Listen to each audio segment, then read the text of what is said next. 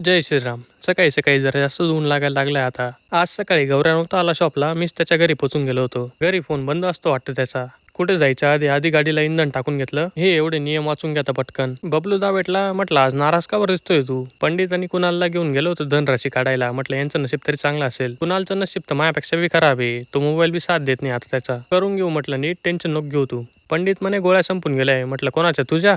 म्हटलं बरं बरं घे तू गोळ्या, मी निघतो आता. गौऱ्या इंधन टाकून जसा गायब झाला होता ना, नंतर घ्यायला चला डायरेक्ट. गौऱ्याच्या घराजवळ गेटचं काम चालू होतं. म्हटलं जाऊ का हातभार लावायला? म्हणे नको जाऊ, आज जे काम होते ते बी होणार नाही. तितक्यात पवार आला. म्हटलं आज दुपारी कसं काय? यांची तर मोकार मॅगी पार्टी चालू होती दुपारून. भूषणला म्हटलं एक तर पाहून घे, एक तर खाऊन घे. रिंग रोडवाल्यांना हा स्पॉट लगेच लक्षात येईल कोणता आहे असं. गौऱ्याने कुठून तरी कॅडबरी आणली होती, तिची पार आईस्क्रीम होऊन गेली होती खाता खाता. हातांचा पुरेपूर उपयोग करत होता खाण्यासाठी. भूषण म्हणे आपल्याला आता अशीच गाडी घ्यायची आहे म्हणे. म्हटलं काय अडचण नाही, घेऊन टाकू. प्रितेशचा डायरेक्ट ट्रॅक्टर घेऊन आला होता. म्हटलं वा, बसायची सोय तरी केली आणि आता कोणाचं काय तर कोणाचं काय. पवार डायरेक्ट बेळ घेऊन आला होता. म्हटलं चांगला पाहुणचार चालू आहे, घरोघरी जा म्हटलं. आता आम्ही जातो जिमला. कालचं वाढवा काम आज थोडा त्रासच देणार आहे जिम मध्ये, पण याच्यामुळे जिम नाही टळणार.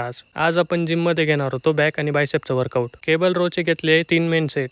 टी बार रोचे घेतले 3 मेन सेट आणि याच्यानंतर एक ड्रॉप सेट घेतला होता. सीटेड केबल रोचे घेतले 3 main set. Reverse grip barbell रोचे घेतले 3 main set. Wide grip flat pull डाऊनचे घेतले 3 मेन सेट. बॅकचं वर्कआउट संपून सुरुवात केली होती बायसेपला. बारबल कर्लचे सुपर सेट घेतले होते 5. चेतनला म्हटलं आधी मी मारेल मग माझ्यानंतर तू मार म्हटलं. जबरदस्ती कब्जा करून घेतला होता डंबलवर. डंबल कर्लचे आपण घेतले होते 2 सुपर सेट. लास्ट बायसेपसाठी केबल कर्लचे घेतले होते 3 मेन सेट. ही लास्ट एक्सरसाइज घेऊन आजचं वर्कआउट संपवलं आणि निघालो होतं घराकडे. जय श्रीराम.